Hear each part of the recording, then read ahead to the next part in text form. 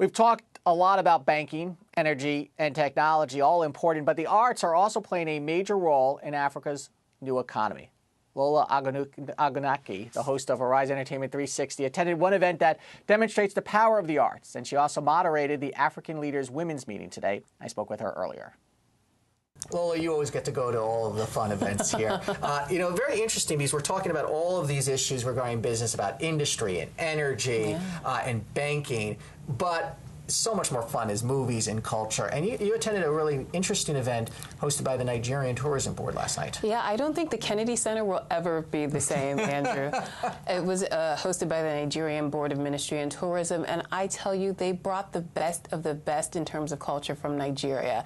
Everybody from pop culture, like a Tiwa Savage, to a Don Jazzy, but also old school luminaries as well. It was really it was a refreshing evening. It made many people in the room feel incredibly proud to be Nigerian, and even if you weren't Nigerian, by the time you left that event, you wanted to be Nigerian. I'll tell you, when I was at the World Economic Forum in Davos, Nigeria, and we said it then had the best party of anybody. So I'm not surprised at all by this. But there is a serious part about this. Absolutely. Is about how Nigeria's economy is really starting to be driven by the arts. Well, I think people are finally realizing just how important a role Nigeria's art community plays in the bottom line of the country.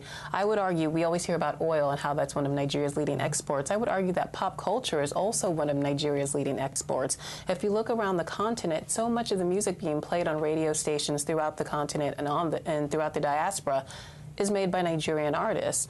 If you watch Nollywood films, I mean, you can't go to a Senegalese hair braiding shop in Harlem on 125th Street and not see a Nollywood movie playing. You can't go to Jamaica and not see a Nollywood movie playing.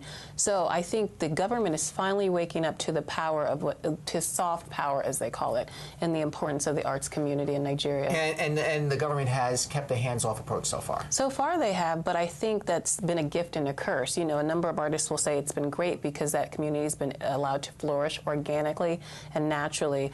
But if you are, say, a Don Jazzy and you put out a hit album, but that hit album is pirated by everyone, not nearly enough money. You want somebody to crack down, exactly. And this morning, on a little bit more of a serious note, you were part of a conference with the first women of Africa. Who was there, and what is sort of on the top list of their priorities? Well, the first ladies from Malawi, Morocco, Burkina Faso, Algeria, Zambia, I mean, the list goes on and on.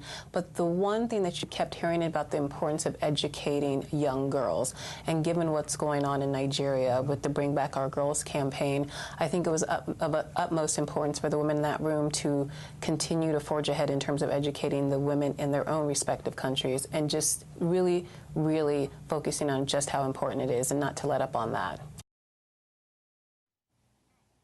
And good night, everybody.